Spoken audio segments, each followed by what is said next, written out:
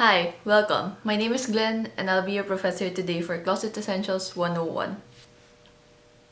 Cold sweat, I was in a nightmare, searching in the dark, but I couldn't find you.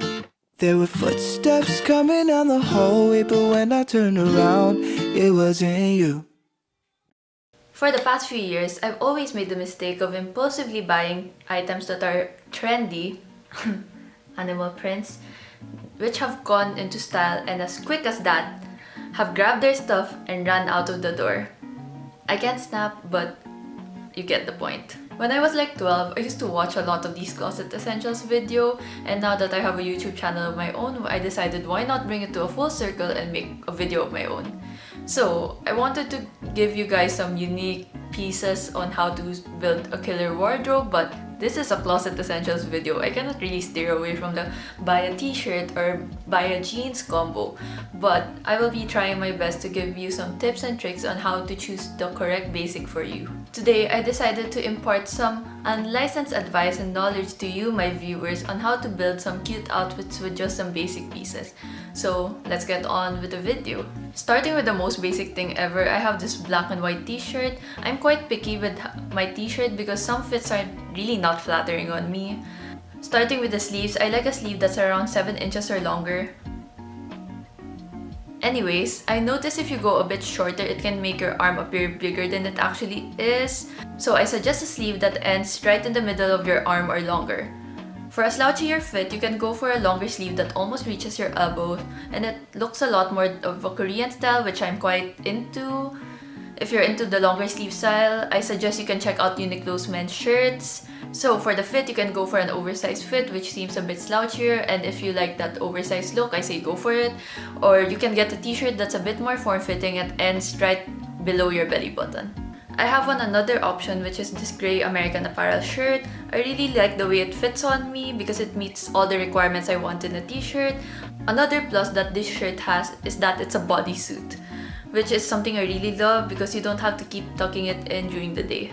For sleeveless tops, you can never go wrong with a black and white or an even nude one. I wear sleeveless tops almost on a day-to-day basis because of the really hot weather here in my country. Since I have broad shoulders, I like choosing a top with thinner straps. I have one top from brandy Melville, and I don't really like their brand ethos, but their clothes are so cute. If you don't like showing off your décolletage area, you can opt for a mock neck top. I have on this plain black top that has this vertical stripes detailing on it, which can make you appear longer than you actually are. So for my last Closet Essentials top, you can never go wrong with a classic white button-down shirt. You can steal one from your brother, from your dad, your boyfriend, your husband, whatever. Or you can just buy one yourself if you don't want to steal from anyone. No piggy. I suggest looking for an oversized fit so you can achieve the effortlessly cool look. My polo shirt is actually my dad's really old one from Ralph Lauren. You can also try looking for one in Uniqlo as they have really good ones as well. So moving on to dresses, we have summer dresses. For lazy days, I like to put on a cute summer dress and call it a day. This part is really up to you because it depends on your own personal preferences, but I do have some suggestions. Forever 21 has really cute dresses like this one. I think I ruined the fabric when I machine wash it during my study abroad, but it's still cute. Another option is this emerald number. I think it's from Hot Topic. I'm not really sure. But if you want something more sustainable, try looking at thrift stores or curated online thrift stores. So for my second dress essential, it is a silk dress. I know this might seem a weird addition, but hear me out. Sometimes you'll be needing something to wear on fancier nights out, but you don't want something that's gonna be sitting in the back of your closet for the other 364 days of the year. So that's where the silk dress comes in. You can wear it with the t-shirt underneath or even above it and just pair it with some casual white sneakers and call it a day. If you want something more for a business setting, you can place a blazer over it and it will still look cute. Or you can wear it with heels and rock it on a night out in the town. I have this copper one, but you can obviously opt for a classic black one for it to be a little black dress. Now moving on to bottoms, let's start with jeans. To give you a bit of context about my body type, I have quite a long torso and wide set hips, so it's hard to find some jeans that fit me right on the hips as well as the waist. For my jeans, I personally like going high-waisted because it hugs my figure a lot better, and as I said, I have quite a long torso, so I need that 12-inch rise just for it to hit my belly button. So recently, I've been into the straight cut fit throughout the entire leg. I don't know what I'm doing, but some people might prefer the skinny jean, and it's obviously a personal preference. So if you want a skinny jean, a straight cut, or even bootleg, you go ahead and choose whatever your preference is. For material, I suggest 100% cotton. Granted, it's more expensive than the typical spandex, but it's honestly worth it because it's very durable. For 100% cotton jeans, you can try looking at Levi's or even vintage Levi's. Before, I couldn't really understand what the hype was about Levi's, but now I do. It is quite expensive, so I suggest you can try waiting for a sale before trying to get a pair. I have on this pair that I got for a low price in the outlet store in Japan, and it was actually a buy two get one free, so you can score some really good deals. So for color, you can never go wrong with having a blue wash and a gray wash one. For gray, I have on this pair from Mango, which I also got from a sale. The only infuriating thing to me is that these two are the only pure cotton jeans that I own, and they both have all buttons and no zipper. When I was younger, I used to hate wearing slacks with a passion. I thought it looked too businessy and too stiff. But now that I've gotten a bit older, I've learned to actually appreciate wearing slacks even on a day-to-day basis. You can really look put together even if you're wearing a pair of basic slacks, a t-shirt, and even sneakers. So I suggest choosing slacks in neutral colors such as black. You can never go wrong with black, nude or brown, and even white. For the fit, if you want something more bootleg or bell bottoms, choose one that fits tightly around the legs and that flares out just mid-calf. Also, if you're looking for a bootleg cut, make sure it ends exactly at your feet, no more, no less. If it's more, you might trip over it. If it's less, it might cut you off awkwardly and make you look shorter than you actually are. If you're looking for a more tapered look, try looking for a pair that ends right at your ankle. I can suggest checking out Uniqlo and Zara for really good and affordable slacks. So, I don't really wear shorts that much, but I still wanted to include this because I know a lot of you guys actually wear shorts on a day-to-day basis. I don't really wear shorts that much, but when I do, I try to look for a pair that's high-waisted as well, and I try to look for one that's not too short but not too long. So a tip that I can suggest when trying on shorts in the fitting room, try sitting down and looking in the mirror to see if you're comfortable at the length at which it ends, even if you're sitting down. That way you can make sure that you're not going to be accidentally flashing anyone. So for the shorts that I have on in this clip, it's from Mango, and I've had it for forever and it still looks quite good. So last up for bottoms is a skirt. For skirts, I love going for a classic mini skirt, especially in denim since it's quite a classic look. Or if you want something that looks like you put a little bit more effort into it, you can try going for a plaid one like a la Clueless or 90s chic. If you're going for a plaid look for colors that match with the overall color scheme in your closet, like this one I have on. Like jeans, you can never go wrong with having a blue wash or a gray wash denim jacket. You can also opt for a white one for a more bright and summery look. For the cut, I like going for the crop fit so that it doesn't cut off your figure, like one that ends at your waist.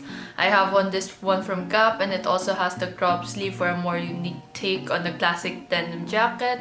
If you're looking for an oversized look, I suggest you can try checking out the men's section as well, as they have some really cute ones. So I have on this gray denim jacket which is oversized, and I usually throw it above a dress or something like that.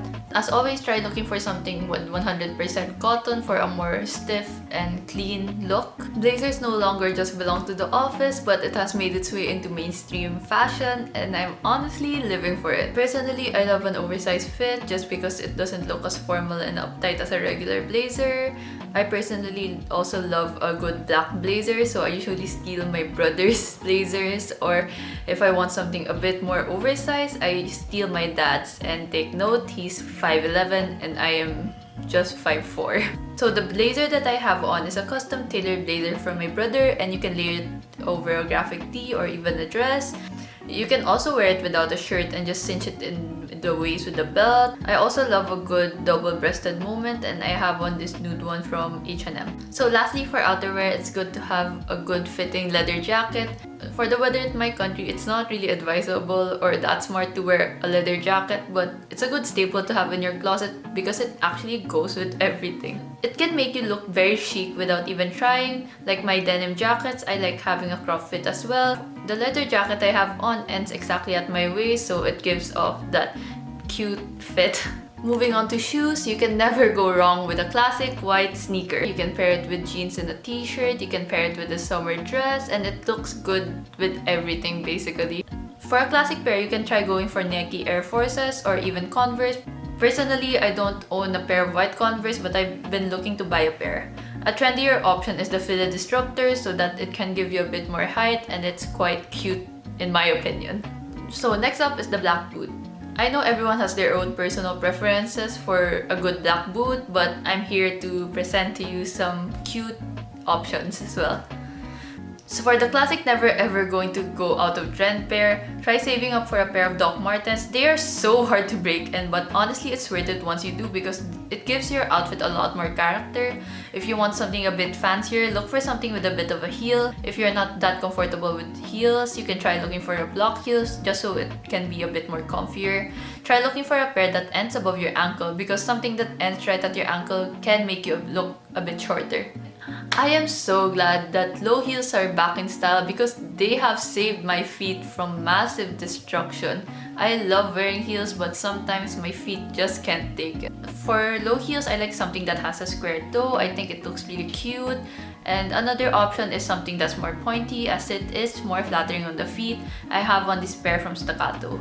When someone asks me what's a good bag to invest in, I will always answer a good classic black bag. I honestly don't have any specific suggestions on where to get a good black bag, but I do suggest getting something with a more classic shape just so that it can last you a lot longer.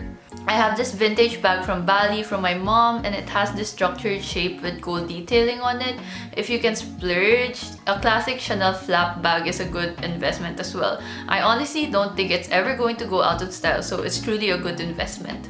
So the last closet essentials that I can suggest is a good pair of hoop earrings. As someone who is really obsessed with earrings, a good pair can really elevate an outfit. The most basic pair you can own is a pair of hoop earrings. This comes in all sizes and colors. I personally prefer something in gold and bigger in size. So that's it for my closet essentials video. I do hope you guys got something useful out of it. If you haven't already, do subscribe to my channel. It really means a lot to me. Also, give this video a big thumbs up. It really means a lot to me and it really helps me out a lot. Also, I have a new Instagram. If you haven't already, do check it out. I'll put it somewhere here. And that's it for this video. See you guys in my next one. Bye!